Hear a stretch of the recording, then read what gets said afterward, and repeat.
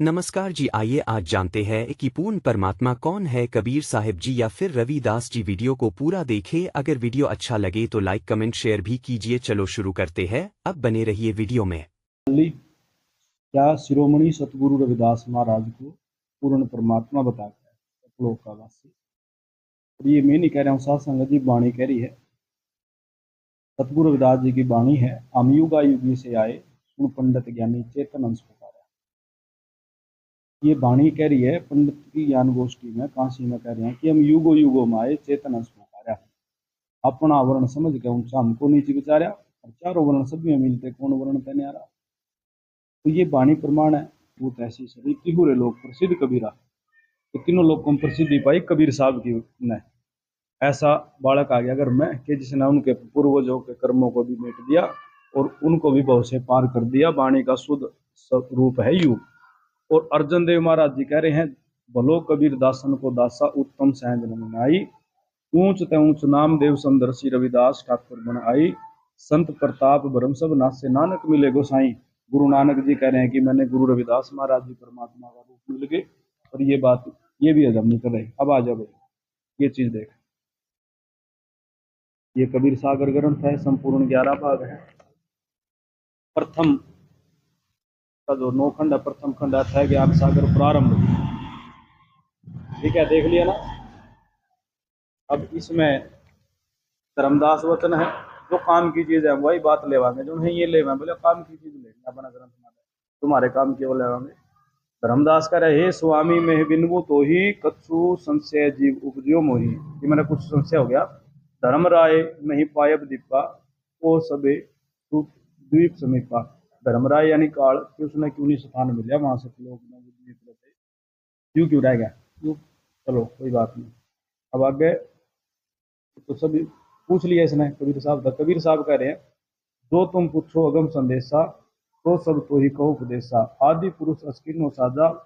ये आदि पुरुष जो शब्द है ना, यू है सतपुरुष। ये चीज समझ नहीं पा रही है, हजम नहीं कर रहे हैं। कबीर साहब उसके अंश है, उसके पुत्र हैं। हम उसमें फर्क नहीं मानते सतपुरुष में और उसमें, कि जो सतपुरुष का शब्द रूप स्वरूप अंश है सतगुरु शिरोमणि रविदास महाराज जी, तो कबीर साहब महाराज को हम फर्क नहीं समझते, पर इनने मजाक बना दिया। ठीक है, चलो कोई बात नहीं। ये तो सब आगे ज्ञान गोष्ठी है। अब यहाँ पे दिखाएंगे हम सुषमवेद में। ये आ गया सुषमवेद। ठीक है, ये प्रमाण है, कबीर सागर है। और ये आ गया, अब इसका जवाब मांग रहे हैं इस वीडियो के माध्यम से। कबीर साहब खुद को कह रहे हैं, हम बसें चाम के धाम में, हमें कोई क्या जाना। नरनाग जालो सबे चाम का साज, सम में बाजा चाम बजावे चाम रंग को। आइए अब सुनते हैं संत रामपाल जी महाराज जी के विचार। गरीब साध साध सब नेक हैं, आप अपनी ठोरी। जो सतलोक ले जाएंगे, वो साधु कोई और।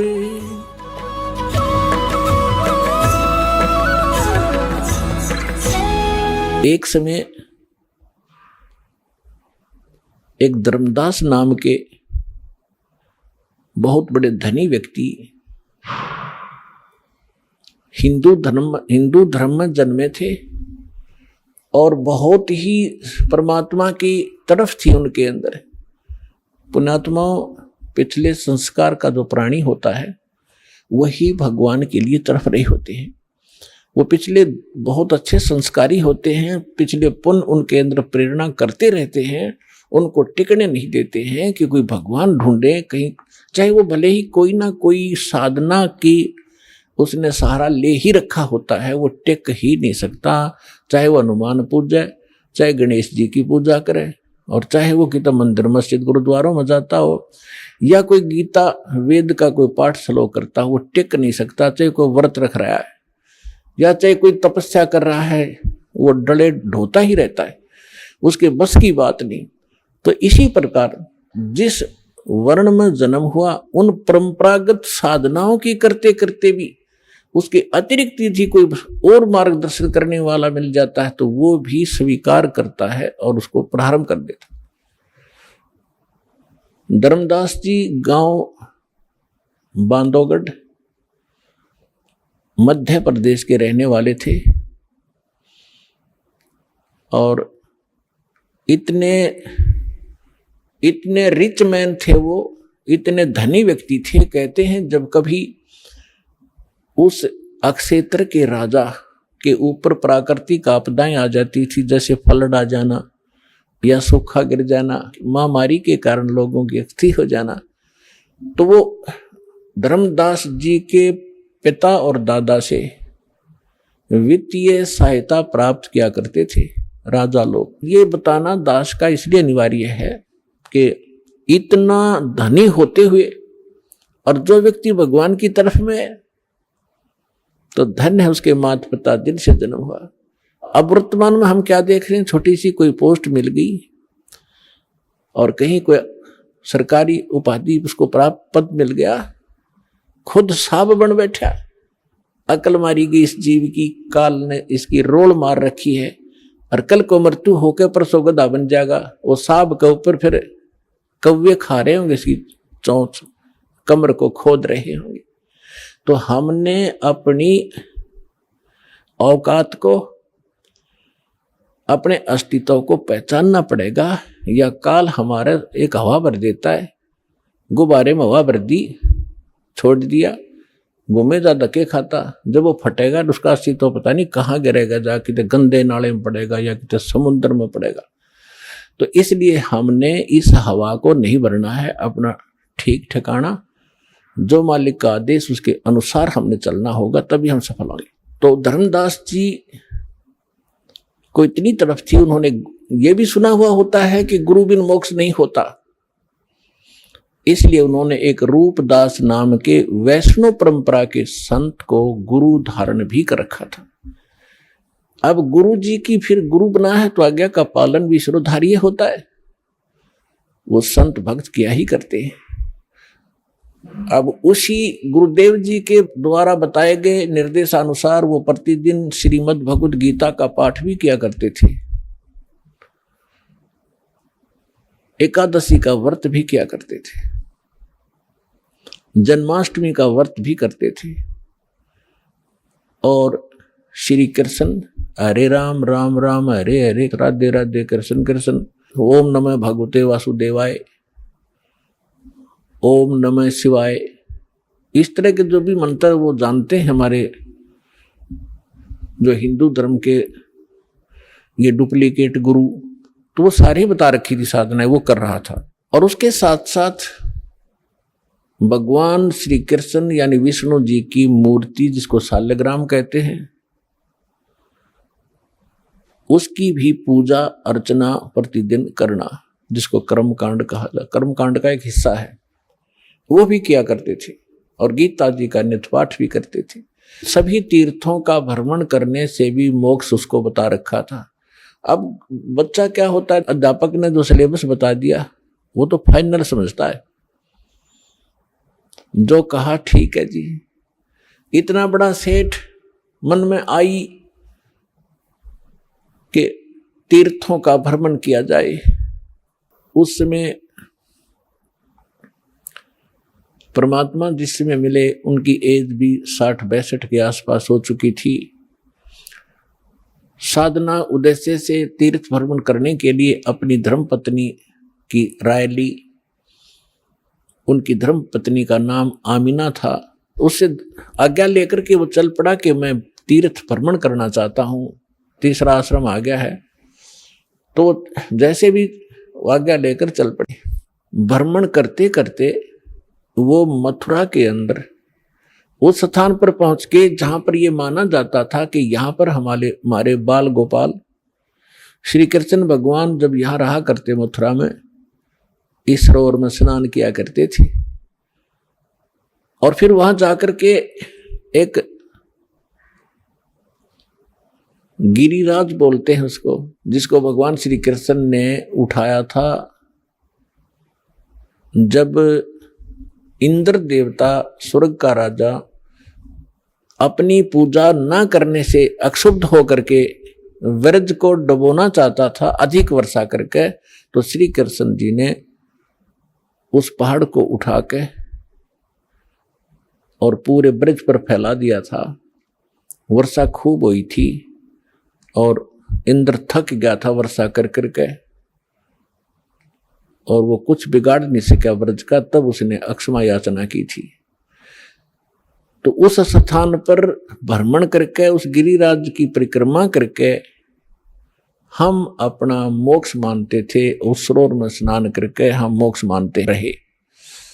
इसी उद्देश्य से धर्मदास साहिब जी भटक रहे थे, वहां पहुंच गए।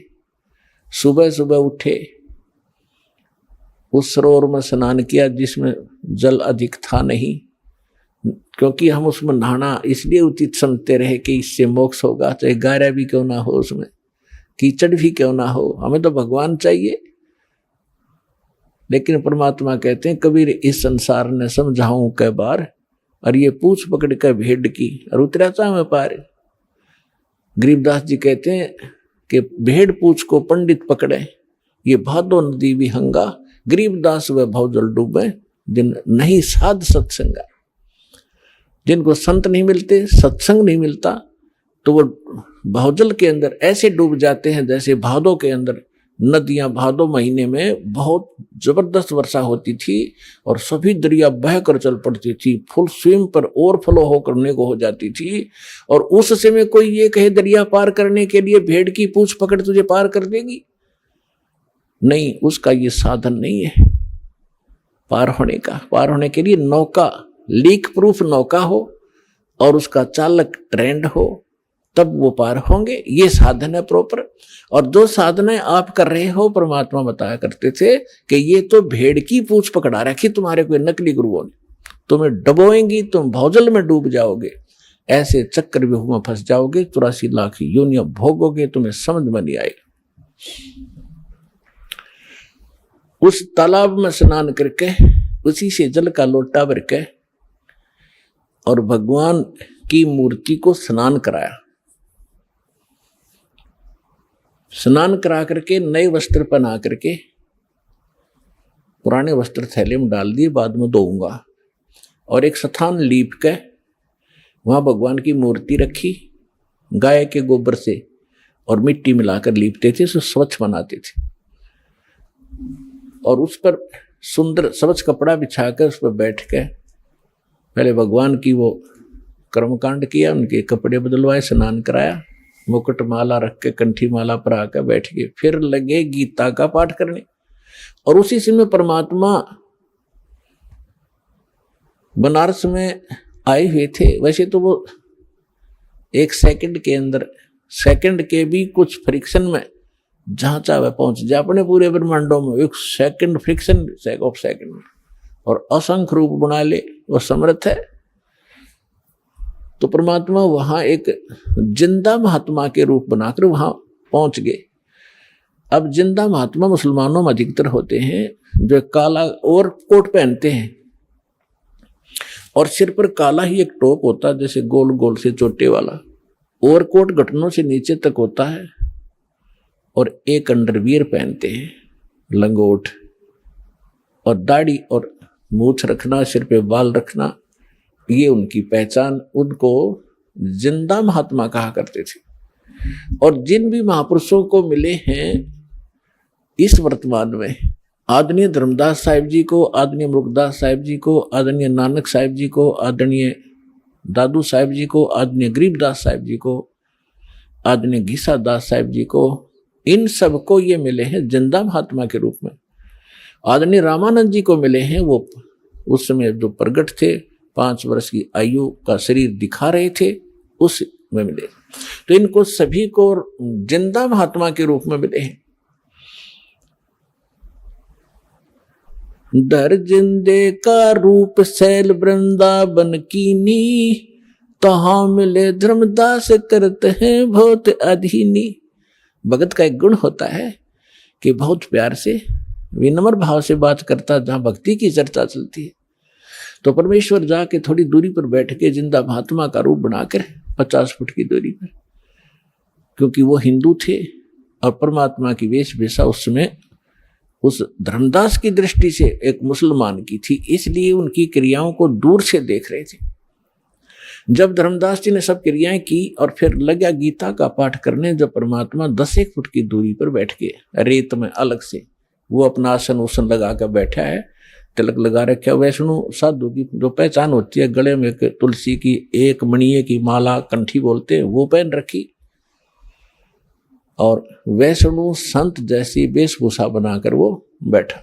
तो परमात्मा ने काफी सब कुछ सुना। धर्मदास जी ने सोचा कि एक मुसलमान भक्त, एक साधु, साधु भी भक्त ही होते हैं, क्योंकि वो भगवान के लिए भटक रहे होते हैं। जितने भी आज संत बने हैं ये पहले भगत थे, और फिर नटपट का ज्ञान सुन लिया इधर उधर से, फिर इन थोड़े से मैच्योर हो गए, इन थोड़ी बहुत बोलने की शैली सुधार ली, और ये संत बन गए, बाकी श्रोता हो गए। सारा का खिचड़ी ज्ञान है ही आपके स्पष्ट है, समक्ष है। तो परमात्मा सुनते रहे। धर्मदास जी ने सोचा बड़ी ध्यान से सुन रहा भाई, आज तो ये हो सकता है इसका ज्ञान समझ में आ जाए, इसका कल्याण हो जाए। अब जैसे गीता अध्याय नंबर 4 के श्लोक नंबर 25 से लेकर 30 तक यही फैसला दिया है गीता ज्ञानदाता ने, कि जो भी जैसी साधना करा अपनी आत्मा अपनी उस साधना को पापनाशक जानता है। पापनाशक मीन मोक्षदायक। पापनाश होंगे तो भी मोक्ष होगा। यदि उसको पता हो यह ठीक नहीं है, तुरंत त्याग दे, कोई भी ना करे उस कार्य को। तो धर्मदास जी ये सोच बैठे थे कि हमारा जो धर्म है, हमारा जो धर्म है धार्मिक क्रियाएं, ये सर्वश्रेष्ठ हैं, मुसलमानों से श्रेष्ठ है। इस दृष्टिकोण से उसने देखी रुचि। तो उस दिन डेली जो गीता का पाठ करता था, उस दिन 7वें अध्याय का उसका नंबर था, उसमें से पढ़े, उसका हिंदी अनुवाद भी पढ़ा, फिर 8वां अध्याय भी पढ़ा, फिर 15वां भी पढ़ा, और भी कई चुने से श्लोक सुनाए और उसका व्याख्यान करके सुनाया। प्रतिदिन 1 घंटा साधना करता था, उस दिन 3 घंटे लगा दिए। और परमात्मा ऐसे करे जैसे बड़ा रुचि ले रही है। जब उन्होंने सब क्रिया कर ली तो परमेश्वर ने कहा कि हे महात्मा जी, देखो पुण्यात्मा, इस काल जालिम ने हमारे साथ कैसे जुल्म कर दिया। हमारे पिता ने हमारे निकटाने के लिए अब कैसे छल छिद्र करने पड़ते हैं, कैसे बहुरूपीय का काम करना पड़ता है। उस 2 कौड़ी के जीव धर्मदास को तो कहते हैं हे महाराज जी, और स्वयं कहते अपने आप को कबीर दास, मैं दास हूँ, मैं भटका हुआ हूँ, और मैं सब महापुरुषों के पास जा चुका हूँ, परमात्मा के लिए घर से निकला हूँ, और मुझे कोई सही मार्ग मिल नहीं रहा। आज मैंने आपका ज्ञान सुना, कुछ मेरा खिंचाव हुआ, मैं आपसे परमात्मा की जानकारी चाहता हूँ। अपने आत्माओं जब ऐसे अधीन होकर कोई पूछता है तो हमारी इच्छा बनती है कि बताएं इसको, ये तो भ्रमित है, दूसरे मार्ग मुसलमान है।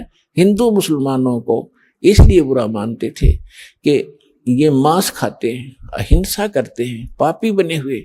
तो इस दृष्टिकोण से उन्होंने समझाया कि इसके पाप बच जाएंगे यदि हमारे धर्म को स्वीकार कर लेगा। तो कहने लगा, धर्मदास जी ने कहा कि कैसा लगा ज्ञान, कि बस पूछो मत, गदगद हो गया हूं। कबीर परमात्मा बोले, मैं दीक्षा लेना चाहता हूं आपसे। मालिक को पता था कि इतना बुद्धिमान है ये, ऐसी गलती करेगा नहीं।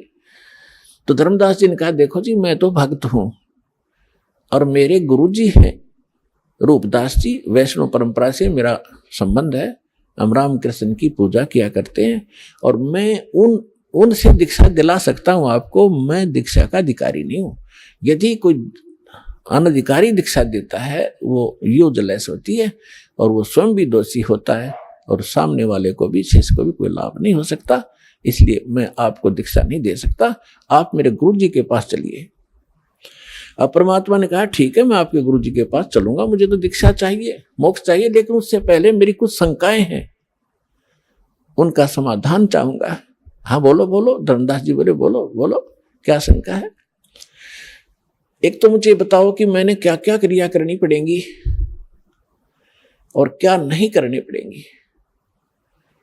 धर्मदास जी ने बताया कि देखो, जीव हिंसा नहीं करनी, महापाप होता जीव हिंसा करने का, और जो जीव हिंसा करते हैं वो कभी मोक्ष प्राप्त नहीं कर सकते, वो आजीवन भटकते रहते, चाहे बेशक भक्ति करो। परमात्मा बोले, ठीक है, मैं त्याग दूंगा, कुछ नहीं करूंगा। फिर कहा कि हमारे गुरुजी नाम देते हैं रामकृष्ण का, वो नारे दशमा भी बोल रहा था, हरे राम हरे कृष्ण कृष्ण कृष्ण हरे हरे। तो ये लाभ जब देंगे जब आप उनसे ले लोगे, अपनी मर्जी से करने से कोई लाभ नहीं होगा। बोला ठीक है जी। परमात्मा बोले बहुत अच्छा। और 68 तीर्थ करने होते हैं, मैं 68 तीर्थ कर करके आया हूं, और ये मैं आज मथुरा में और आगे जाऊंगा, अभी कर रहा हूं, उसी भ्रमण पर निकला हूं। एकादशी का व्रत करता हूं मैं, गुरुजी ने बता रखी है, और रामकृष्ण का जाप जपा करते हैं। तो परमात्मा ने बोला, पूछा कि ये श्रीमद् भगवत गीता जो आप पढ़ रहे थे कौन सा ग्रंथ है? कि ये श्रीमद् भगवत गीता है। ये किसने ये ज्ञान किसने लिखा है? कि भगवान ने खुद बोला है। श्री कृष्ण को भगवान मान रहे थे। बहुत अच्छा, ठीक है। तो भगवान ने, अभी आप पढ़ रहे थे कौन से अध्याय तो मैं बता नहीं पाऊंगा आपको, लेकिन अभी आप कह रहे थे कि उसमें लिखा, अब दास आपको बताएगा जब आप समझोगे। भगवान की उनकी वार्ता एक गोलमोल थी, लेकिन अब प्रमाणित करना पड़ेगा उन्होंने कौन से शब्द बोले थे। गीता अध्याय नंबर 8 के श्लोक नंबर 13 में श्रीमद् भगवत गीता जो आप पढ़ रहे थे उसमें लिखा है, वो आप पढ़ रहे थे कि ओम इति एकाक्षरम ब्रह्म विहारण माम समरण ये परियाति तजन देहम सयाति परमाम गतिम। मुझ ब्रह्म का, गीता बोलने वाला कह रहा है, मुझ ब्रह्म का केवल एक ओम मंत्र है, यही बस, ये एक अक्षर है, और इसका अंतिम सांस तक स्मरण करता हुआ जो शरीर त्याग कर जाता है वो परम गति को प्राप्त होता है। अच्छा, एक बात और पूछूंगा मैं आपसे कि मैं साधना करूंगा राम और कृष्ण की जो जाप बताएंगे गुरुजी वही करनी पड़ेगी, लेकिन क्या ये इस गीता में लिखे हैं? कि बोला नहीं, ये गीता में नहीं लिखे हैं। तो परमात्मा ने कहा कि एक किसान का विवाह हुआ और काफी एज्ड हो गया, उसका कोई संतान नहीं हुई। जब वो लगभग 60-70 वर्ष का हो गया तब उसको पुत्र प्राप्त हुआ, 60 वर्ष की आयु में। अब उसने सोचा किसान ने कि मैं कभी भी मृत्यु को प्राप्त हो सकता हूं और मेरे पुत्र को अनुभव है नहीं कृषि का, अभी ये बालक है, इसलिए मैं अपना अनुभव लिख देता हूं। उसने एक पैड पे, एक डायरी में, बही होती थी पहले, बही बोलते थे, उसमें सारा अनुभव लिख दिया, कौन सी फसल कौन से सीजन में और कितनी बार जमीन को बहाकर संवार कर बोनी चाहिए, कितना उसमें प्रति एकड़ बीघा बीज डालना चाहिए, कितने कितने समय पर उस पर पानी देना चाहिए, सिंचाई करनी चाहिए, कब उसमें खाद डालना चाहिए, और कैसी स्थिति होगी जब वो परिपक्व होगी, उसकी ये स्थिति होगी, तब उसको काट कर उसको भूसा अलग करके घर ले आना चाहिए, फिर उसे रोटी बना के खानी चाहिए। वो सारा कुछ लिख दिया। धर्मदास जी सुन रहे, हाँ जी ठीक है, फिर ठीक है। और फिर उस पिता की मृत्यु होगी और पिता ने कहा था, बेटा यदि मेरी मृत्यु हो जाए तो आप मेरा अनुभव इसके अंदर लिखा है, इसको पढ़ना और इसके अनुसार अपनी कृषि खेती करना। अब वो बेटा क्या कर रहा है, पिताजी ने बताया था गेहूं बोने के लिए बो रखी है भांग उसने। पिताजी ने बोला था कि इसमें अरहर की दाल बीजना, उसने बीज रखा वहां पर घास दतूरा। तो क्या वो किसान का पुत्र धनी हो जाएगा या वो वस्तु प्राप्त कर लेगा? तो उसका पिता बता के गया था कि नहीं ऐसा कभी नहीं हो सकता। धर्मदास जी उत्तर दे रहे, क्या तो मूर्ख है, वो तो वही करना चाहिए जो पिताजी ने उसमें अनुभव लिखा है। परमात्मा बोले, गीता का ज्ञान आप बताते हो, भगवान ने बोला। हाँ जी, और भगवान ने इसमें लिखा नहीं, जो मंत्र जाप आप करते हो, जो क्रियाएं आप करते हो, व्रत रखते हो, 6 अध्याय के 16वें श्लोक में व्रत को भी बना किया है। आप एकादशी के दिन भूखे मरते हो, तो आप उस किसान के पुत्र से कम है क्या? शतब्द हो गया धर्मदास, क्योंकि पुण्यात्मा पहली बार चाहे कितनी सच्ची बात समझा दे पर अंदर स्वीकार्य नहीं होती, उसका रिएक्शन होता है। और लेकिन वो जख्म बना देती है अंदर, ऊपर से चाहे वो कितना बड़बड़ कर ले, लेकिन अंदर जगह बन गई। तो धर्मदास जी थोड़े से नाराज हुए। परमात्मा बोले देखो जी नाराज ना हो, मैं तो एक शंका का समाधान चाह रहा हूं, आप मेरी शंका का समाधान नहीं करोगे तो कैसी बात बनेगी। धर्मदास चुप हो गया और मन में ये सोच रहा कि तो मुसलमान है, ऐसी बात करेगा ही करेगा। चुप हो गया, मुंह फेर लिया। थोड़ी देर फिर परमात्मा ने कहा कि देखो मेरी बात का प्रश्न का उत्तर तो दो, तभी तो मैं मानूंगा, मेरी गलती हो तो क्षमा करो। परमात्मा ने कहा कि जिस सरोवर में आपने स्नान किया है और इसको मोक्ष मांगते हो, ये आपका तीर्थ स्थल है, इसके अंदर कितने जीव जंतु हैं? आपने स्नान किया, रगड़ रगड़ कर मार डाले करोड़ों, और देखिए लोटा भर के लाया था पानी का जिससे आपने ये स्थान लीपा है, इसमें कितने जीव जंतु देखो तेरे इस लोटे में देख ले। और तूने जो भगवान की मूर्ति के स्नान करने के लिए छान कर लाया था, तू जब छाना था उसमें कितने जीव थे तेरे छालने में, वो सारे मर गए। और आप कहते हो जीव हिंसा नहीं करते। तो इतना कहकर परमात्मा अंतर ध्यान हो गए उसकी अरुचि देखकर। अब धर्मदास जी को परमात्मा की जो ज्ञान था हृदय में छेद कर गया और पकड़ लिया दिल उसने। हाँ भाई गीता में है नहीं राम डरे ढोरे हरे कृष्ण राधे श्याम सीताराम राम साध राधे श्याम मिला दे, तो खा कही साधना 16वें अध्याय के 23वें श्लोक में 24वें श्लोक में गीता में परमात्मा ने बताया उसी दौरान। अभी आप पढ़ रहे थे, आप कह रहे थे कि जो शास्त्र विधि को त्याग कर मनमाना आचरण करते हैं उनको ना सुख होता है, ना कोई सिद्धि प्राप्त होती है, ना उनकी गति होती है। उसके लिए शास्त्र ही प्रमाण है, उसके कर्तव्य और अकर्तव्य की व्यवस्था में, उसके अतिरिक्त किसी की मत मानो। तो है तुम्हारे शास्त्र में कहीं पर ये नाम? धर्मदास जी स्तब्ध हो गए, सर घूम गया। और फिर भगवान सामने से अंतर ध्यान हो गए तो वो और ज्यादा चिंतित हो गए कि इतना विद्वान पुरुष, भगवान तो नहीं माना उसने, लेकिन ये जरूर मान लिया कोई महापुरुष सिद्धि वाली थे और कितना बढ़िया ज्ञान बताया। और मैं महामूर्ख, आगे ज्ञान सुना नहीं, मेरी मंद बुद्धि, दुर्भाग्य मेरा। और ये कैसा गंदा ज्ञान मेरे अंदर समा चुका है, मैंने सत्य ज्ञान को स्वीकार नहीं किया। ऐसी बहुत गलानी बनी, लेकिन अब बने क्या? रोने के सिवा कुछ शेष नहीं था। सारी रात करवट ले ले रात बिताई और रह कर पर अर्ज की, हे भगवान उस महात्मा को फिर मिला दे। हे परमात्मा कौन था वो? भगवान था ही क्या? एक बार मुझे फिर से मिले, मैं सारी बात सुनूंगा। सारी रात बैठकर रो रो कर काटी। सुबह उठा वक्त से उसने सोचा तो रोटी बना ले और फिर खोज करूंगा उस संत का कि तो बैठा पा गया तो यहां तीर्थों पर। सुबह उठा, एक मोटी लकड़ी जंगल से तोड़कर श्याम ने ला रखी थी, ला के रखी हुई थी। वह मोटी लकड़ी चूल्हे में लगाई, उसके साथ सहयोगी लकड़ी जला करके अग्नि जला दी लगा करके। वो मोटी लकड़ी कुछ गिल्ली सी थी, ज्यादा गिल्ली नहीं थी पर थोड़ी थोड़ी ठीक सी थी। और उसके पिछला हिस्सा जो कटा हुआ था और वो थोड़ी सी थोथी थी, दूर की दूर होलो थी, उसके अंदर सुराख था, उसमें चींटियां भरी पड़ी थी।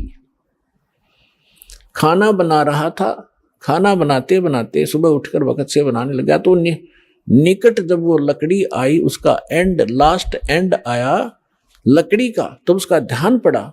सारी भात बना ली, रोटी बना ली, क्या देखा कि चींटियां अंडे मुंह में लेकर सफेद सफेद और उस लकड़ी से बाहर निकलने का प्रयत्न कर रही है।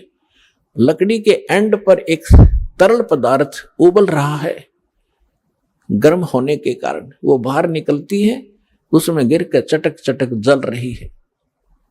जब धर्मदास जी ने देखा कि वो तेरे की आज तो अनर्थ हो गया, आज तो जुल्म हो गया, इस सारे भात में ना जाने इतनी लंबी लकड़ी में 2-2.5 फुट की लकड़ी जल गई है, इसमें तो करोड़ों चींटी मर गई, विद एग अंडों समेत मर गए। और भगवान, आज जैसा पाप अपराध मुझसे कभी नहीं हुआ होगा। तुरंत शेष लकड़ियों को बुझा, जल डाला। अब सोचा कि इस पाप से बने हुए अन्न को मैं कैसे खाऊं, आज तो बहुत अपराध हो गया। उसने सोचा आज मैं निराहार रहूंगा, इस आहार को किसी साधु संत को खिला दूंगा, मैं पाप मुक्त हो जाऊंगा। भक्त श्रद्धालु जैसी उनकी आत्मा अलाउड करती है, उसी तरह अपने को पाप मुक्त करने की वो चेष्टा किया ही करते हैं, शायद ऐसे बच जाऊं। अब सारे उस भोजन को लेकर थाली में रख के कपड़ा ढक के और चला संत की खोज में। अब हम क्या सोचा करते थे, हम हिंदू वर्ण में हम सोचते थे अब उस सारे भोजन को लेकर दरके थाली में और साफ कपड़ा ढक के और चला संत की खोज में। हम साधु संत को किसको मानते हैं, या दाढ़ी बड़ी हो, सिर पे बाल हो बड़े बड़े, लाल कपड़े पहन रखे हो, गले में माला हो, या कतीनी वस्त्र हो, राख लपेट रखी हो, लंगोट बांध रखा हो ओनली, या मूंड मुंडा रखा हो, कति गोटम गोट हो, लाल कपड़े अवश्य हो, हम ऐसे को संत मानते हैं। तो परमात्मा ने ऐसे एक साधु का रूप बनाया, लाल कपड़े पहन के, दाढ़ी मूछ थी ही, और उनको बांध के जैसे ये ऋषि में ऋषि हिंदुओं के ऐसे बैठ गए एक वृक्ष के नीचे। धर्मदास जी की नजर पड़ी कि हाँ संत बैठे हैं। जाते ही थाली रखती और कहा भगवान भोजन पाओ, दास का भोजन पाओ। परमात्मा बोले रख दे भाई, धर्मदास मुझे भूख लगी है। जब उन्होंने धर्मदास नाम कहा तो सामने देखा, लेकिन परमात्मा का रूप अन्य था, नहीं पहचान सका। उसने सोचा मैं भंडारे करता रहता हूं, साधु संत आते हैं, जानते होंगे मुझे। ज्यों ही थाली रखी, परमात्मा के पास एक करमंडल था, लोटा, उसमें से जल उठाया कबीर परमेश्वर ने और उसको मंत्र पढ़ा अन्नदेव की आरती का एक, और पूरी भात पर छींटे मार दिए, उस सारी भोजन पर थाली में एकदम सारा भोजन, रोटी भी जो भी सब्जी थी सब कुछ चीटी बन गई। वह थाली काली होगी और अंडे मुंह में लेकर वो बाहर निकलने का प्रयत्न कर रही है। तो परमात्मा उसी रूप में हो गए जो पहले दिन वार्ता हुई थी जिंदा वाले भेष में। तब धर्मदास जी ने देखा कि सचमुच ये तो वही महापुरुष है। तब परमात्मा ने कहा, रे अत्यारे, कल क्या कह रहा था तो कि जो जीव हिंसा करते हैं वह कभी मोक्ष प्राप्ति नहीं कर सकते, और तेरे से तो कसाई भी अच्छा, तो कसाई से भी बुरा तने कितने जीव मार दिए। चरणों में गिर गया, पैर पकड़ दिए, कहा भगवान ज्ञान बता दो, हम तो अंधे हैं, हमारी बुद्धि तो कति झेरे कुएं जैसी है। जो ज्ञान हमने आज तक सुना और उसी को हम सत्य मान रहे थे, आपका ज्ञान पहली बार सुनने से मन को स्वीकार्य नहीं हुआ। हे भगवान, अब मैं आपका सारा ज्ञान सुनूंगा। तो परमात्मा उनको लगे बताने अपने आत्माओं, जैसे तुलसीदास जी ने लाखों वर्ष पहले घटी घटना रामायण वाली अपनी दिव्य दृष्टि से देखकर अपनी भाषा में उसको पुनः एज इट इज चित्रार्थ कर दिया, जो आज पूरे हिंदू समाज को मान्य है। घटना वही है, सिर्फ भाषा में अंतर कर दिया, कोई अंतर नहीं। इसी प्रकार परमेश्वर कबीर जी को प्राप्त होने के उपरांत परमेश्वर ने गरीबदास जी का ज्ञान योग खोल दिया। अब ये जो हमारी जो दिव्य दृष्टि है, ये समझो एक दूरबीन है जो दूरदर्शी होती है, सूक्ष्मदर्शी होती है, ऐसी दूरबीन समझो। और इसकी अक्षमता होती है, एक तो ऐसी दूरबीन होती है आधा किलोमीटर तक ही कुछ देख सकती है, एक ऐसी होती है नक्षत्रों तक देख लेती है यहाँ बैठे। तो इसी प्रकार जो तुलसीदास जी की जो दिव्य दृष्टि थी, दूरदर्शी, थोड़ी अक्षमता की थी, और गरीबदास जी के को प्राप्त जो दिव्य दृष्टि थी, उसने असंख्यों युग पहले का ज्ञान और आज से 600 वर्ष पहले जो भगवान के साथ घटना घटी और भविष्य का जो ज्ञान उन्होंने अपनी अमृतवाणी में बताया है। तो उसके आधार से आपको थोड़ा सा वर्णन करते हैं, क्योंकि महापुरुषों के मुख से उच्चरित वाणी और इस दास के मुख से आप तक पहुंचेगी तो ये एक असर करेगी न्यारा। जैसे एक तो वचन कहे एक सिंपल मैन कि यहां से बरवाला से लेकर जींद तक रोड बना दो, और एक के यहाँ का मुख्यमंत्री, जनसाधारण मेरे जैसा थे सारा दिन कहें जाओ अधिकारियों ने जाके कि ये वहां से वहां तक रोड बना दो, कभी नहीं बनेगा। और वो एक बार कहेगा, अगले दिन काम शुरू हो जाता है। इस प्रकार उसके वचन में शक्ति है।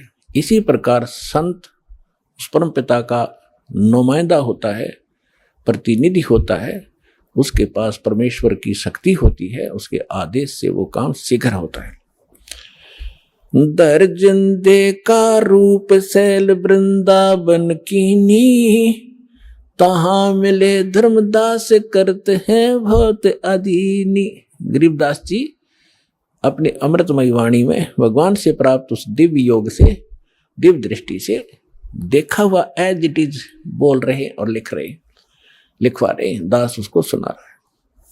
बहुरंगी वरियाम कामनी कामी सोई, दर सतगुरु का रूप धनी उतरे हैं लोई। ए संसार, गरीबदास जी कह रहे हैं, जिंदा महात्मा का रूप धर के सैल वृंदावन की सैर सपट्टा करने के लिए चले, और तहां मिले धर्मदास जो करते हैं बहुत अधीनी, बहुत विनम्र आत्मा के थे। बहुरंगी वरियाम कामनी कामी सोई, बहुरंगी ना जाने किस रूप में कहां प्रकट हो जाता है।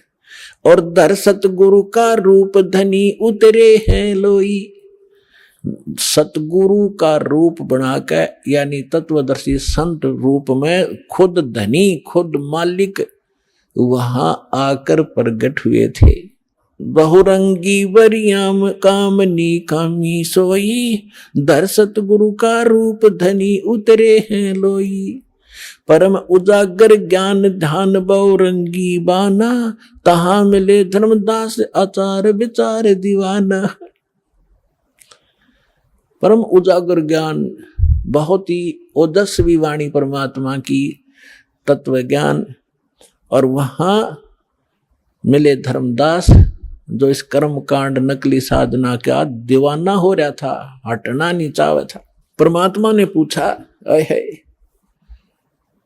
पुण्यात्मा, पता नहीं आपका यह बालकपन कब खत्म होगा, या काल की भांग तुमने झूठे सुख की पी रखी है कद उतरेगी। आप यहां एक कहर भोग रहे हो, चाहे राष्ट्रपति है किसी भी देश का, जीव का जीवन है ये। आज प्रधानमंत्री है, कल मृत्यु हो गया, गधा बन गया, तो खाक सुख है ये। झूठे सुख को सुख का है ये मान रहा मनमोद, ये सकल चबीना काल का, कुछ मुख में कुछ कोद। परमात्मा इतने खाड़े कर रखे आपके लिए, अपने बच्चों को, दृढ़ भक्तों को मिलते हैं, उनसे उनको अपना गवाह बनाते हैं, फिर वो भी आपको क्या बता रहे। तो क्या कहते हैं, हाथ जोड़ कर भगवान बैठे एक दो कोडी मारे जैसे नीच के सामने। थोड़ा सा धन पा के फूल गया, फिर भी आत्मा में जगह है, वो डले ढो रहा है, शास्त्र साधना कर रहा है, और स्वयं एक वैष्णव संत की वेशभूषा बना रखी थी, तो सबसे उत्तम मान रहा था अपने आप को।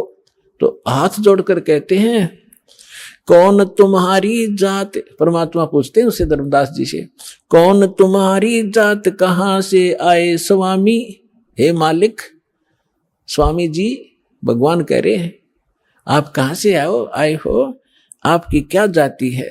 कौन तुम्हारी जाति कहां से आए स्वामी, पूछे पुरुष कबीर धनी साहेब निकामी। पूछे पुरुष कबीर, पुरुष माने परमात्मा, परमात्मा कबीर वो कुल का मालिक, कुल धनी साहेब निष्काम भाव से, निस्वार्थ भाव से परमार्थ के लिए अपने उस आत्मा के अज्ञान को हटाने के लिए ये फार्मूला अडॉप्ट किया। कौन तुम्हारी जात कहाँ से आए स्वामी, पूछे पुरुष कबीर धनी साहेब निकामी।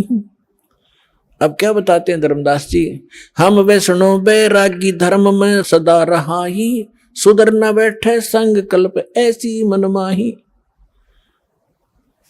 कि मैंने तो है ना वैष्णव धर्म से दीक्षित हूं मैं, और वैष्णव धर्म मेरा है, और मैं शूद्र के साथ निकट नहीं रहते, शूद्र के निकट नहीं रखते हम, यानी स्वच्छ रहते हैं हम सर्वोत्तम हैं। अब क्या कहते हैं, सोन जिंदाम में ज्ञान को अधिक आचार विचार, हमरी करनी जो करे वो उतरे भवजल पार।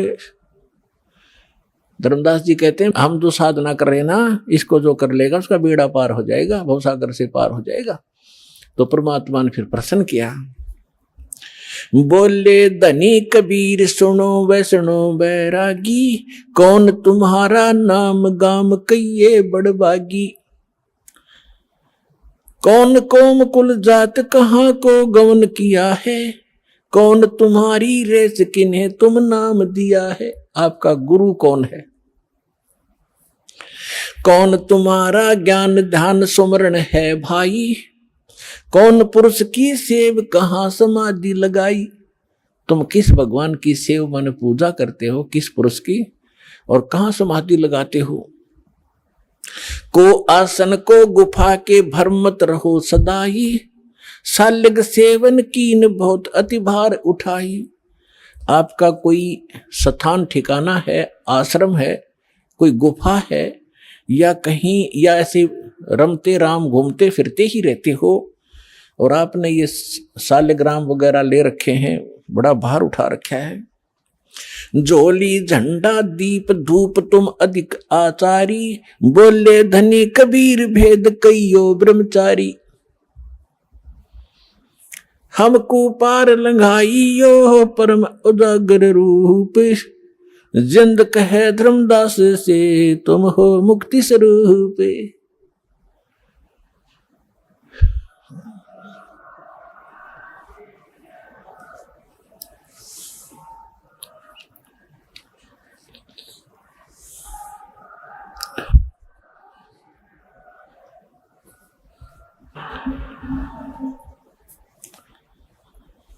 अब परमात्मा ने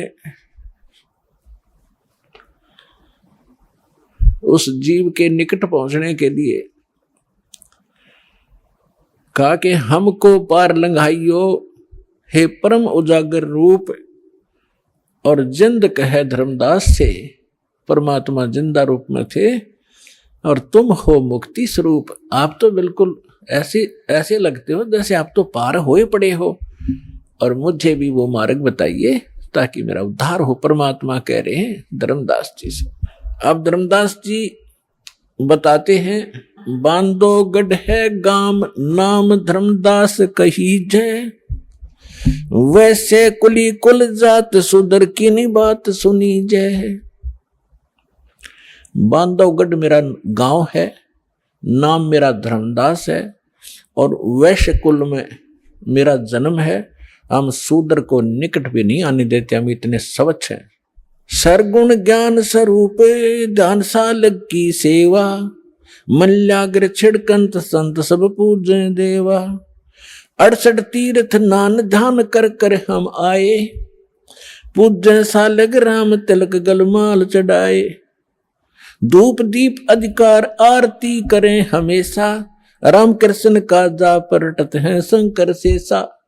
धर्मदास जी बता रहे हैं हम ये साधना करते हैं। नेम धर्म से नेह सने दुनिया से नाही, आरूढ़ वैराग और की मानू नाही। धर्मदास जी कह रहे हैं मुझे शिक्षा देने की आवश्यकता नहीं किसी ने, मैं बिल्कुल फाइनल हो चुका हूं, मेरा ज्ञान अटल है, मैं सही साधना कर रहा हूं, मैं किसी और की मानू नहीं, मेरा आरूढ़ वैराग है। सुन जिंदे मम धर्म को वैष्णो रूप हमारे, 68 तीर्थ हम किए हमने चीन्या सिरजन आर, हमने भगवान पहचान रखा है और 68 तीर्थ में करता रहता हूं रह रहकर। बोले जिंदा बैन कहां से सालग आए, और को 68 का दाम मुझे तत्काल बताए। राम कृष्ण का रहे नगर वो कौन को होवे, ये जड़वंत है देवता से क्यों घंट बजावे। अब परमात्मा उसको कैसे समझाना चाह रहे हैं कि परमात्मा बोले कि ये शालिग्राम कहां से लाया, तो यह मूर्ति जो भगवान विष्णु की कृष्ण की बना रखी है, ये क्या ऊपर से आए हैं तुम्हारे स्वर्ग लोक से, जहां से ये भगवान रहते हैं तुम्हारे। और रामकृष्ण कहाँ रहते हैं, उनका ठिकाना बता। तो वो बताते हैं वो गोलोक में रहते हैं, वो श्री कृष्ण का लोक है, स्वर्ग विष्णु लोक में रहते हैं। भगवान तो विष्णु लोक में रहते हैं, और आप ये पूजा कर रहे मूर्ति की। आप जो मूर्ति लिए बैठे हो, क्या ये विष्णु जी वाले कान रखती है, विष्णु जी वाली भाषा रखती है? तुम मानते हो श्री कृष्ण जी ने यानी विष्णु जी ने गीता बोली, क्या ये तेरे पत्थर बोल सकते हैं जो तेरे सामने बैठे, या आपका अनुवाद समझा सकते हैं? फिर इनमें क्यों मत्था मार रहा तू? उन देवता ने पूज ले जो स्वर्ग वाले हैं, इन पत्थरों को क्यों पूज रहा है? सुने गुने नहीं बात धात पत्थर के स्वामी, कहां भर में धर्मदास चीन निज पद निज धामी। निकामी कहते बोलत घटकट पूर्ण ब्रह्म, धर्म आदू नहीं जाना, चिदानंद को चीन ये डारो पत्थर पाषाणा। उस सच्चे भगवान को समझ जो गीता भी निर्देश कर रही है आपकी। अब क्या बताते हैं?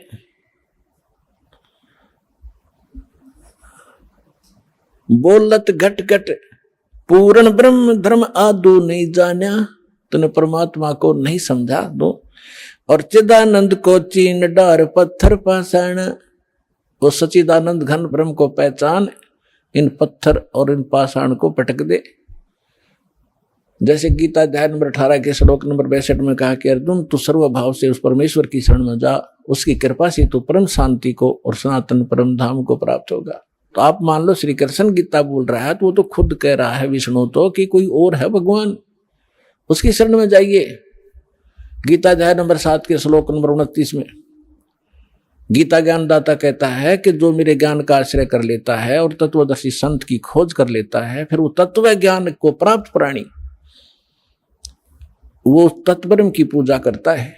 जो प्राणी जरा और मरण से मोक्ष छुटकारा पाने के लिए, जरा माने वृद्ध अवस्था का कहर, बुढ़ापे का दुख और मृत्यु दुख, दो कहर जीव पर यहाँ पर प्रत्यक्ष टूटते हैं।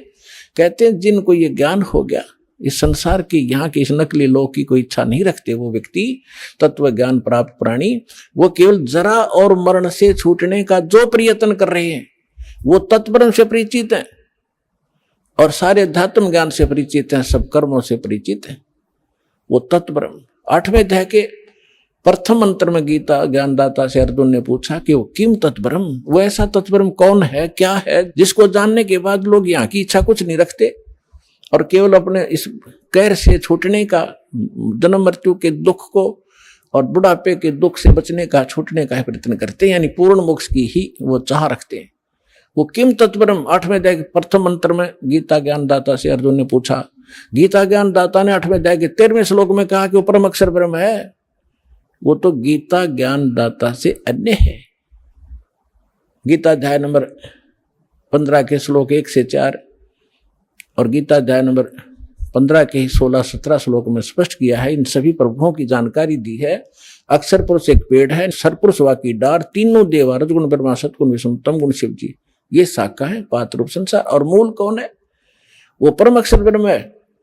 गीता अध्याय नंबर 15 के श्लोक नंबर 16 और 17 में कहा है कि सरपुरुष और अक्षर पुरुष दो पुरुष हैं, दो प्रभु हैं, और इनके अंतर्गत जितने प्राणी हैं और ये स्वयं भी नाशवान है, इनकी जन्म मृत्यु होती है, लेकिन जीव आत्मा किसी की नहीं मरती। इसलिए 15वें अध्याय के 17वें श्लोक में कहा है उत्तम पुरुष तु अन्य परमात्मा इति उदाहरते, इनसे अन्य है वो श्रेष्ठ भगवान, वो तीनों लोकों में प्रवेश करके सबका धारण पोषण करता है और वो है अविनाशी भगवान।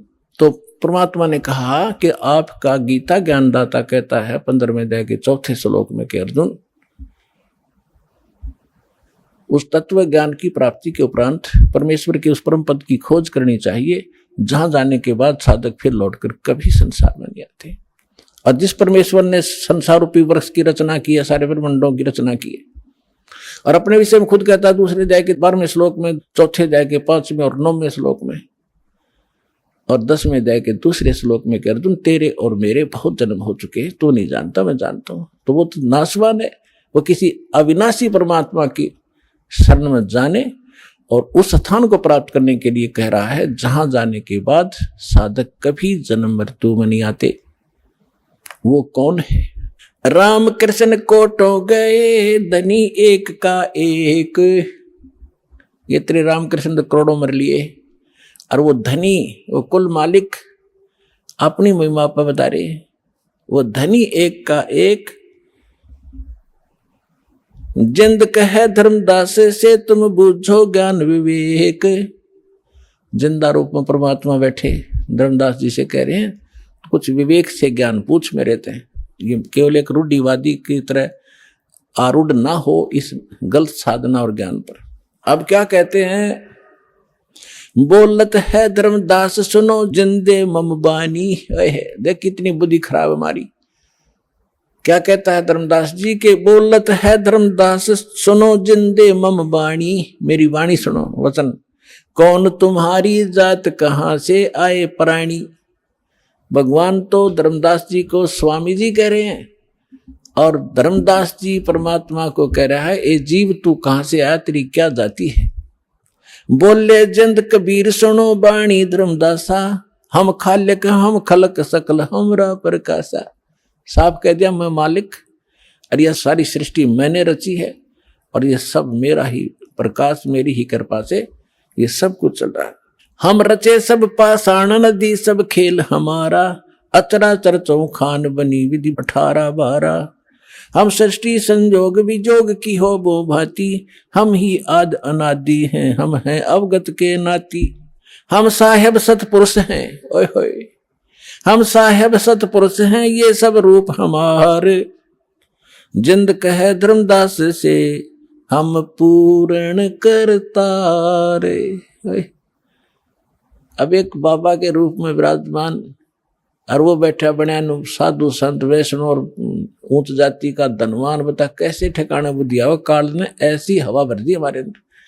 अब पहले ये पंचर किया जाएगा आपके अंदर जो गलत हवा भरी हुई है, गलत ज्ञान भरा हुआ है, फिर नए सिरे तो वो हवा निकाल लेंगे और फिर ऐसी भर देंगे, सदा के लिए ऐसे टायर दे देंगे कभी पंचर ना हुआ। अब जब परमात्मा ने ये कहा हम साहेब सत्य पुरुष हैं, ये सब रचना हमारे, जिंद कहे धर्मदास से हम पूर्ण करतारे।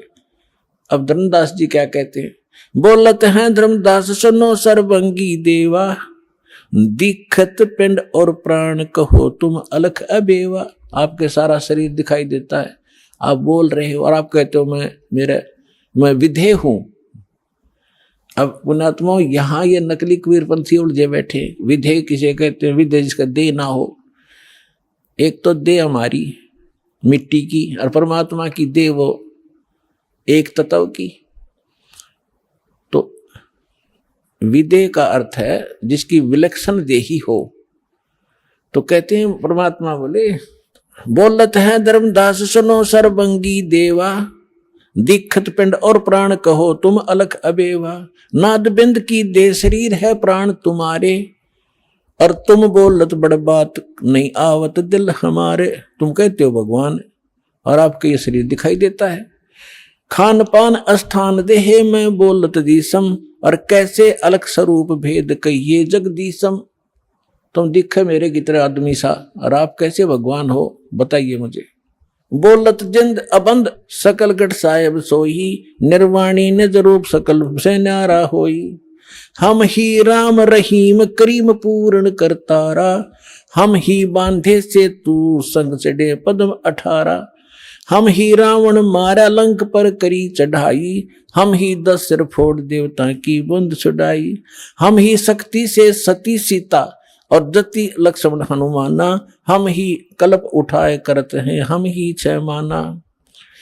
अब क्या बताते हैं परमात्मा कि तेरे रामचंद्र का ब्योत नहीं था रावण को मार दे या उस समुद्र पर पुल बना ले, हाथ जोड़ के खड़ा रहा 3 दिन थी समुद्र में। जब हमने जाकर के वहां एक पहाड़ के चारों तरफ रेखा खींच दी थी अपनी सोटी तय डंडी तय, और वो पत्थर हल्का कर दिया था, फ्लोटिंग बना दिया था सिद्धि तय, और ये अनुमान अर्थ बाद में हमने ठाठा लाए थे और जब बना था। और रावण मरे था राम पर, जब बखलकती अंदर से पुकार की थी हमारे को, जब हमने जाके तीर ठोका था, हम दिखाई नहीं देते, हमारी देह ऐसी है। फिर कहता है बोलत है धर्मदास जननी को थारी। परमात्मा कहते क्षण क्षण में धरती पग धैरो और क्षण में आकाश, हमरी गति कोई ना लखे सुन ले धर्मदास। नानक साहब जी कहते हैं अंधुला नीच जात परदेसी मेरा छिन्न आवे तिल जावे। 1 सेकंड में यार 1 सेकंड में देखो ऊपर पावे, और ताकि संगत नानक रहंदा कैसे मोंढा पावे, उसका अंत कैसे पा सकता है। बोलत है धर्मदास जिंद जननी को थारी। ए जिंदा तेरी माँ कौन है, तेरी जननी कौन है, कौन पिता परवेश कौन गतरेन आधारी, क्यों उतरे कलमाई को सब भेद विचारा, तुम निज पूर्ण ब्रह्म का अनपान आहारा। कौन तुम्हारा धाम नाम सुमरण क्या कहिए, तुम व्यापक कलमाई तो कहाँ सायब रहिए। कौन देह स्नेह नैनन मुख नासा नेहा, तुम दिखत हो मनुष्य कौन विद जिंद विदेहा। तुम दिखो आदमी और कहते विदेह हूं मैं। परमात्मा कहते गगन शून्य में हम रहे, गगन शून्य में टॉप मोस्ट प्लेस पर, गगन शून्य में हम रहे व्यापक सभी ठोरे, हृदय रैन हमारे है फूल पान फल मोरे। अब जैसे सूर्य आकाश में है और पृथ्वी पर व्यापक भी है, क्योंकि उसका प्रकाश उसकी उष्णता यहाँ पर भाव करी। परमात्मा कहते मेरा एक निज स्थान सतलोक है, वहां मैं रहता हूं और मेरी जो शक्ति है वो सब जगह व्यापक है।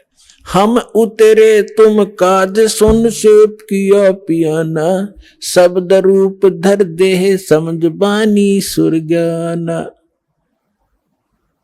हम तुम्हारे कारण ऊपर सुन से उतरे हैं, एज इट इज आए हैं हम। जैसे वेदों बताया परमात्मा ऊपर रहता है और वहां से गति करके आता है, बिजली जैसी तीव्रगामी बिजली जैसी गति से आता है। हम उतरे तुम काज तुम्हारे लिए, और सुन सुन माने जहां हम रहते हैं, जहां बिल्कुल एक ही स्थान है हमारा। सुन से किया पियाना, शब्द रूप दे धर समझ बाणी सुरज्ञाना। निरख परख कर देख नहीं भौतिक हमारी काया। परमात्मा बोले हाथ लगा के देख मेरा, ये मेरा शरीर तुम्हारे जैसा नहीं है। धर्मदास जी ने हाथ लगाया, जैसे रुई पकड़ लिया करें कि हार्ड नहीं, ऐसे पूरा शरीर दबा दबा के देखा। नरक फर्क कर देख नहीं हमरा भौतिक काया, हम उतरे तुम काज नहीं कुछ मोह ना माया। तुम दुखी पा रहे हो, भटक रहे हो, दुख पा रहे, इसलिए तुम्हारे कारण मैं यहां आया हूं। फिर क्या बताते हैं परमात्मा, सुन गगन में हम बसे हैं, अब पृथ्वी आसन थी हीरे। परमात्मा कहते हैं हम सतलोक में रहते हैं और अब तेरे सामने बैठा हूं। गगन सुन में हम बसे, पृथ्वी आसन थी हीरे।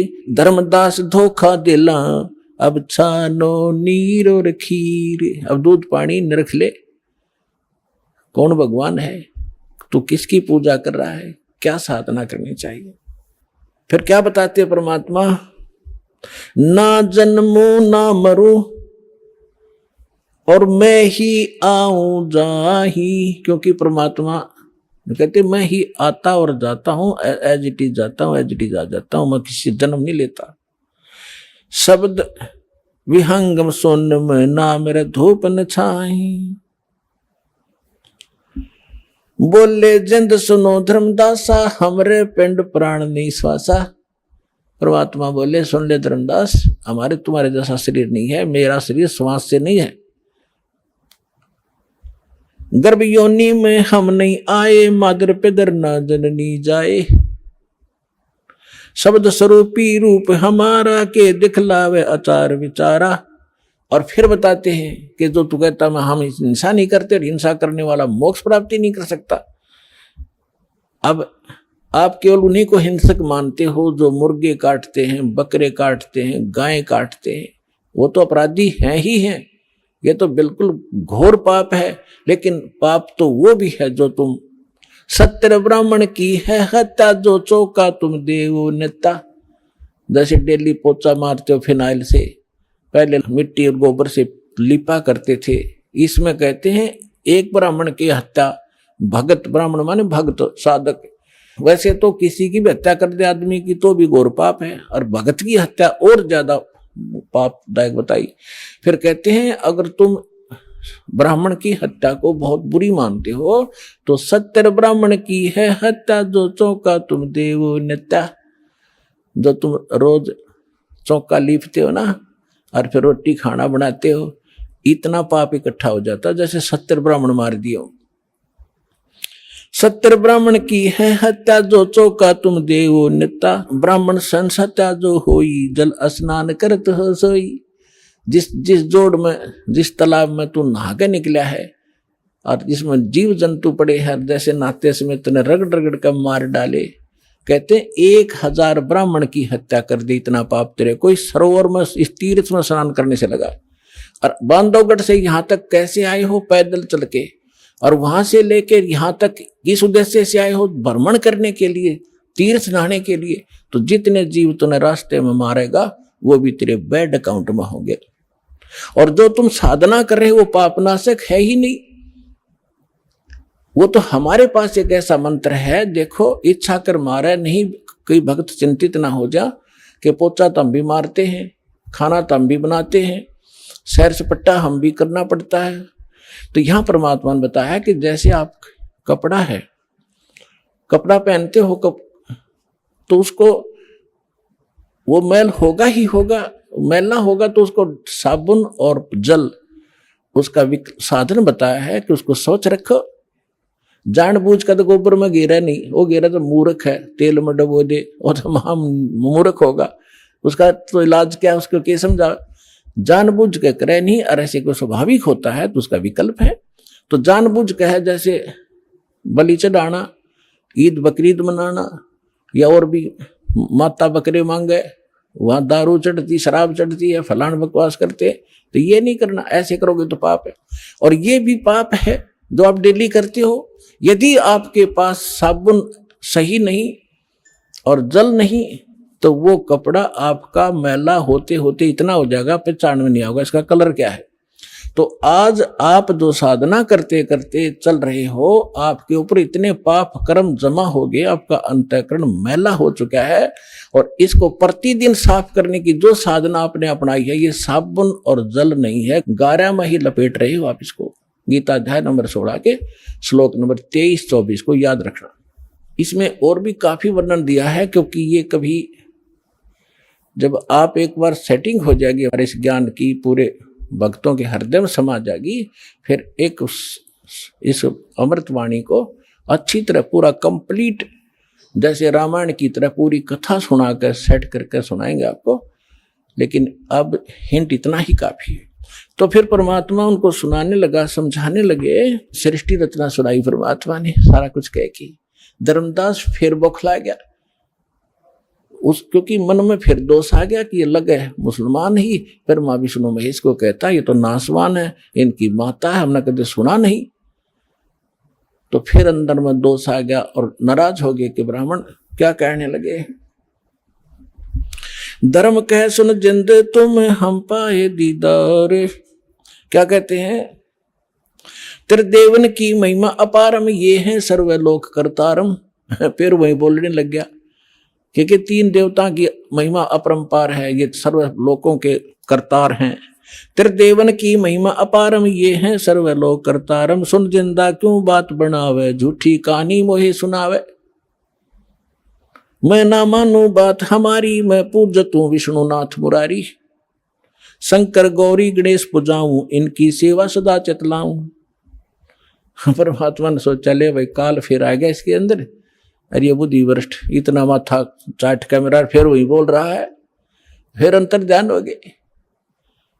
और जब वो कह तो गया गुस्से में, क्योंकि ये पिछला ऐसी बनती है, कई जितने भी आप यहाँ आए हो 90% जिन्होंने पहली बार ये ज्ञान सुना या टीवी पर देखा, 20 गाली दी होंगी दास को, ये क्या बकवास कर रहा है, ब्रह्मा विष्णु में इसको क्या बता रहा है। और आज आपको क्या दिखाई देता है? आपका मोतियाबिंद था, वो दास ने ऑपरेशन कर दिया इस ज्ञान से, परमात्मा के ज्ञान से। आज इस ज्ञान के अतिरिक्त आपको कुछ भी दिखाई नहीं देगा। तो वही धर्मदास के साथ बनी। अब परमात्मा अंतर ध्यान हो गए, अंतर ध्यान हो गए। देखो जब तक लाइट है, एसी रूम में बैठे हो तो कोई दिक्कत नहीं, और लाइट चली जा बिजली, और फिर देखा हालत आपकी, पसीने आ गए, हाहाकार मच गया। तो इसी प्रकार जो परमात्मा साथ बैठे थे, बड़ा काल दूर था, कोई परेशानी नहीं थी, कोई चिंता ऐसी नहीं सता रही थी। और जब भगवान वहां से हटे तो यह चिंता कि ऐसा ज्ञान अरब युग कभी नहीं आवे, क्यों दूसरी बार मैंने धिक्कार दिया तो बुरा हाल हो गया। तावारोवत धर्मनि नागर, कहाँ गए मेरे सुख के सागर। अति वियोग हुआ हमसे ती, जैसे निर्धन की लुट जा खेती। हम जाने तुम दे स्वरूपा, हमारी बुद्धि अंधगर कूपा। हमने तो आपको मनुष्य मान लिया हमारे जैसा, और हमारी बुद्धि तो अंधे झेरे कुएं जैसी है। भगवान हम कैसे उठ सकते हैं ऊपर को? हम तो मानुष रूप तुम जाना, सुन परमेश्वर का किया पियाना। हमने तो आपको अपने जैसा मनुष्य मान लिया।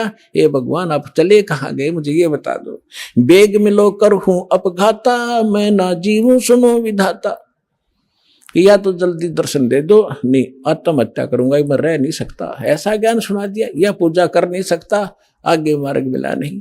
अब शॉर्ट में बताऊंगा कि उस समय ज्यादा होगी। ऐसी बहुत बार घटनाएं हुई, बहुत बार, लेकिन बहुत शॉर्ट में बतानी पड़ती है, क्योंकि इस समय ये कथा अपार है और समय सीमित है, जीव की अक्षमता भी सीमित है ज्ञान ग्रहण करने की। इसलिए तो वहां से धर्मदास जी घर आ गए और बुरी तरह रोन, जैसे बच्चों के माँ बाप मर जाते।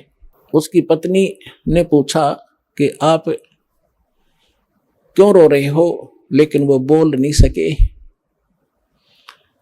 क्योंकि जब मन भर आता है आवाज निकलती नहीं, तो सच्चे दिल के अंदर जब रोना आता है। अब आमनी देवी उनकी धर्मपत्नी ने पूछा, जी कैसे जल्दी आ गया आप? तो आपने तो बहुत समय लगाना था, 2 ढाई 3 महीने का टूर प्रोग्राम था आपका। वो बोल नहीं रहा, अंदर जाके अपने कमरे में, मकान में ऐसे मुंदे मुंह गिर गया और ऐसे रोए जैसे बच्चों की माँ बाप दोनों मर जाते हैं, बुरी तरह तरफ तरफ कर रोते हैं। आमनी ने सोचा, अपने मन में विचार किया कि हो सकता है मैं कंजूस हूं थोड़ी सी, ये दान धर्म घना करा करता है, और मैं इसको टोका टाकी कर देती थी कि हिसाब का धर्म हुआ करता है, अब ज्यादा मत लुटाओ खजाना, बच्चे भी पालने हैं। तो हो सकता है इसका किसी ने रास्ते में धन चोरी कर लिया हो, यात्रा खर्च ना रहा हो, इसलिए वापस आ गया हो, और ये रो रहा हो इसलिए कि अब आमनी फिर इसका माथा ठनकेगा, आमनी का पैसे मांगूंगा। तो वो कह रही है, जी कोई बात ना, किसी ने आपके धन चोरी कर लिया, कोई बात नहीं, आप और ले जाइए, कि परमात्मा ने तुम्हारे कमी छोड़ रखी है, बहुत धन है आपके, ले जाना, मैं कुछ नहीं कहूंगी। तो वो अपने हिसाब से सोच रही है कि शायद इसलिए रो रहा है। काफी देर रोने के बाद जब हल्का दिल हो लिया और वहीं से रोने लग गया था, तब धर्मदास ने कहा, आमनी मेरा धन अगर निकल जाता, चोरी हो जाता, मैं नहीं रोता और ले जाता तेरे को समझा बुझा के, लेकिन आज मेरा वो धन गुम हो गया, चोरी हो गया, शायद मुझे मिला नहीं, और वो नहीं मिलेगा तो मैं जीऊंगा नहीं, संसार में रह नहीं सकता। तूने सारी कहानी बताई, सारा कुछ बताया, जो परमात्मा ने सृष्टि रचना सुनाई थी धर्मदास को। धर्मदास जी ने अपनी पत्नी को टू दी वर्ड सुना दी, वर्ड टू वर्ड सुनाई, सारी कथा बताई, नो घटना घटी। ऐसे महापुरुष मैंने हाथ लगा के देखा, उनके शरीर कति तो रुई जैसा था। तो आमनी कहने लगी, आप व्यापारी होकर के, आप लाला होकर के, सेठ होकर के सौदा चूक गए, रामकृष्ण से कौन सी अपनी रिश्तेदारी थी? इनका ज्ञान सुना था तो ये अच्छे लग रहे थे, इनसे श्रेष्ठ ज्ञान सुना, आपने सौदा क्यों नहीं करा, चरण क्यों नहीं पकड़ लिया, आपने वाद विवाद नहीं करना चाहिए। धर्मदास कह रहा कि इसीलिए तो रो रहा हूं, मेरी बुद्धि वो पत्थर पड़ गए और इसलिए रो रहा हूं। मैं जिंदगी में पहली बार सौदा चुका हूं, जो घाटे का सौदा आज करके मैं घर आया हूं। दुर्भाग्य आ गया मेरा, उल्टे दिन लग गए मेरे, बहुत रो रहा है। 6 महीने हो गए रोते रोते, बाहर बैठ जा गली में, कोई काम नहीं, अयूं देखे महात्मा वो फिर आ जा, बहुत दूर तक जंगल में देखने जाता है। एक समय पता लग गया कोई साधु संत गांव से बाहर जंगल में बैठा है, बड़ा विद्वान पुरुष है, कुछ आशा की किरण उगी, जाके दर्शन किए, दर्शन से नहीं पहचान हो सकती, साधु वेशभूषा बदल लेता है वो, प्रसन्न ज्ञान से पता चलता है उसने प्रश्न किया। अब धर्मदास जी ने प्रश्न किया कि महात्मा जी ये ब्रह्मा विष्णु महेश के माता पिता कौन है, इनकी क्या जन्म मृत्यु होती है? तो महात्मा कहता है ये तो अजरो अमर है बच्चा, अपने किसी ने बहका दिया, ये सर्वेश्वर है, इनके कोई माता पिता नहीं, अजन्मा है, ऐसे है।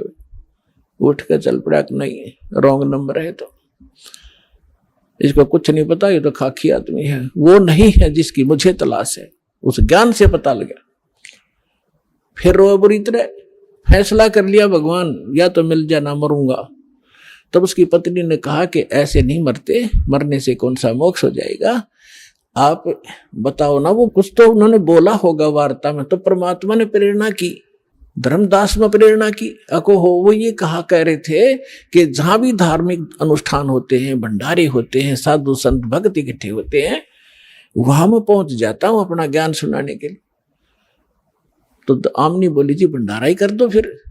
उसने 1 दिन का कहा था, आमनी ने, धर्मदास जी ने 3 दिन का रख दिया कि पता लगते लगते देर हो जाती है, तीसरे दिन तावेंगे। तो 3 दिन का भंडारा कर दिया, साधु संत भक्त आमंत्रित कर दिए, दूर दूर देश से आने लगे। तीसरा दिन चला गया, सभी साधु भक्त संत आहार करके जाते रहे। तीसरा दिन आफ्टरनून हो गया। अब धर्मदास ने फाइनल कर लिया, जय आज परमात्मा नहीं आए, यदि आज परमात्मा नहीं आए, फाइनल कर लिया कि फांसी खाकर मरूंगा आज, हृदय से कति फाइनल कर लिया। वो तो अंतर्यामी है, आज पक्का काम बिगाड़ेगा ये। उसी समय परमात्मा आगे और वहां से 50 गज की दूरी पर, 100-125 फुट की दूरी पर, 50-60 की दूरी पर एक कदम का पेड़ था।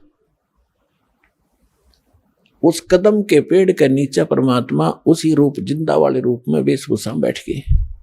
अब धर्मदास जी खाना उधर खिला रहा है भंडारे वालों को और देख रहा है इधर उधर, उनमें कोई था ही नहीं। वो ऐसे देखा सामने एक वृक्ष के नीचे वही जन देखा बदन शरीरम, बैठे वृक्ष कदम के तीरम।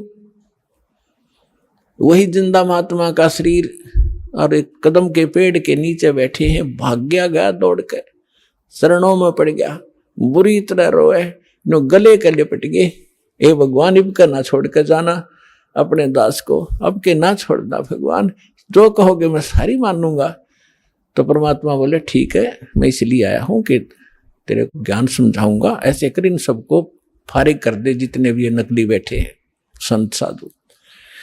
वो परमात्मा ने इसलिए कहा कि अगर मैं इनके सामने चर्चा करूंगा, मैं एक बताने वाला, ये 10 भरमाने वाले जो कहे झूठ बोल रहे, ये कहां से लिया ज्ञान फलाना, तो इस आत्मा को ये समझन नहीं देंगे। इसलिए उनको सबको फारिग कराया। और धर्मदास अपने परमात्मा को लेकर घर में प्रवेश किया, अपनी पत्नी से कहा कि आजा, मिल गया भगवान मुझे, ये है मेरा धन जो खो गया था, आज मिल गया। कहने का भाव ये लंबा ना करे दास, कि उन्होंने दोनों ने उपदेश लिया। आमनी ने कहा भगवान आपने, ये आपका भगत बहुत नरम आत्मा का था, यदि मैं इसको सांत्वना ना देती तो ये पहले मर जाता, इतना दुख नहीं देना था अपने बच्चे को, ये तो मर जाता। तब परमात्मा ने कहा कि बेटा इसको मैंने लोहे जैसा ताव दिया, जैसे लोहा गर्म कर दिया जाता है तो लोहार उसका दुश्मन नहीं होता, या सुनार सोने को गर्म करता है, इसलिए कि जो चाहो आभूषण बनाऊंगा। और ये पहले काल का एजेंट बन रहा था, मेरी एक नहीं सुना था, सारी बात सच्ची मान लेता और फिर मुकर जाता था। तो बेटा अब इसका लोहा गर्म कराया है मैंने, 6 महीने तक इसको तड़फा के, अब मैं जो कहूंगा ये सारी स्वीकार करेगा, इसलिए ये ताव दिया था। अब ये सारी बात सुनेगा। मैं साथ था इसका, मरने थोड़ा देना था इसको। तो फिर दोनों ने उपदेश लिया। फिर क्या हुआ, धर्मदास ने रट लगा दी, भगवान मुझे वो लोग दिखा दे, वो लोग दिखा दे। परमात्मा बोले अरे मैं जो कह रहा हूँ वह मान ले, देख लेगा जब भी वही बात है, मुझे विश्वास कर, मैं झूठ नहीं बोल रहा। कि नहीं वो स्थान दिखा दो, वो भगवान कैसा है। परमात्मा ने खुद कह भी दिया कि मैं परमात्मा हूं, मैं सारी सृष्टि का रचनहार हूं, लेकिन ना जची। तो परमात्मा ने कहा ठीक है दिखाऊंगा, कभी समय आने दे। एक दिन परमात्मा आए और उनको लेकर के सतलोक गए, शरीर वहीं रहा। ऊपर जाकर दिखा के वहां जाकर जो नीचे से साधु परमात्मा जिंदा रूप में थे, सामने वही तख्त पर बैठे दिखाई दिए और उनका शरीर बहुत तेजों में था। वहां की और वहां की सारी सृष्टि देखी। वहां से ही स्त्री और पुरुष गांव के गांव बसे हुए हैं, बहुत सुंदर महल हैं, बड़े सुंदर शरीर हैं उनके और सुंदर आभूषण पहनते हैं, बड़ा प्यार से रहते हैं। तब धर्मदास ने कहा भगवान मुझे यही रख लो। हे परमात्मा आप तो सचमुच मतलब मूर्ख हूं, आप स्वयं मालिक हो। हे भगवान मुझसे गलती हुई, माफ करो, मुझे यही रख लो। परमात्मा बोले नहीं, आपको वापस जाना पड़ेगा, आप भक्तिहीन हो चुके हो। मैं ऐसा मंत्र सतनाम दूंगा 2 अक्षर का और फिर सार नाम दूंगा। इनकी साधना से जो मैं विधि बताऊंगा शीघ्र धनी हो जाओगे और फिर यहाँ जाना बच्चा, फिर मेरा गवाह बना, आपके भाई बहनों को बता कि सचमुच वास्तविकता क्या है। तो वापस भेजा। 3 दिन बीत गए इसी कारण में। 3 दिन तक सब रिश्तेदार इकट्ठे हो गए कि धर्मदास कोमा में गया, पागल हो गया, बेहोश हो गया, जादू जंत्र करनिया महात्मा इनके घर पर आता था। अब जो ही तीसरे दिन होश में आया, सारे आसपास बैठे। यदि वो आसपास ना बैठे होते तो वो इन्हों सोचता स्वप्न होगा, और वो देखा तो सचमुच तो मर चुका, यूं न तो मरा मान लिया, लेकिन श्वास चल रहे थे, अचेत थे। तब धर्मदास को विश्वास हुआ। परमात्मा ने बताया कि मैं काशी में आया हुआ हूं, बनारस में, वहां धानक रूप में रहता हूं, जुल्हे का काम करता हूं। अब यह तसल्ली हो नहीं कि वो भगवान यहाँ रह होगा। तो जितने भी सब रिश्तेदार थे वो तो खुशी मनाई, भाई धर्मदास जीवित हो गया, चोखा धन्य है भगवान। फिर वहां पहुंचा, जाके बनारस में देखा भगवान सामने, ओए होए वही बैठे जो के चरणा में पड़ गए। पहले प्रथम मंत्र दिया था, फिर सतनाम दिया, धीरे सार नाम देकर फिर कसम दिला दी, धर्मदास मेरी लाख दुहाई, ये सार मूल ज्ञान जो मैं तुझे बता रहा हूं अभी कहीं बताना नहीं, और ना ये सतनाम देना किसी को, ना सार नाम देना, नहीं तो धर्मदास तेरी मेरी लाख दुहाई, सार नाम की दबार ना जाई, मूल ज्ञान बार जो पढ़ी, बिजली पीटी हंसनी तरही। और ये सार नाम को तब तक छुपाई जब लग 12 पंथ ना मिट जाई। कलयुग बीतते 5500 पाचा, जब मेरा वचन होगा साचा। चौथा युग जब कलयुग आई तब हम अपना अंश पठाई और फिर हम पूरे विश्व को पार करेंगे। धर्मदास ये छुपा के रख। तो वो समय आ गया है बच्चों। पुण्यात्माओं इस अमर कथा में अरुचि ना करना है। असंख्यों युगों के बाद तुम्हारा बिल्ली के भागों छीका टूटा है, ये इसको छक छक कर खा लो और कल्याण करा लो।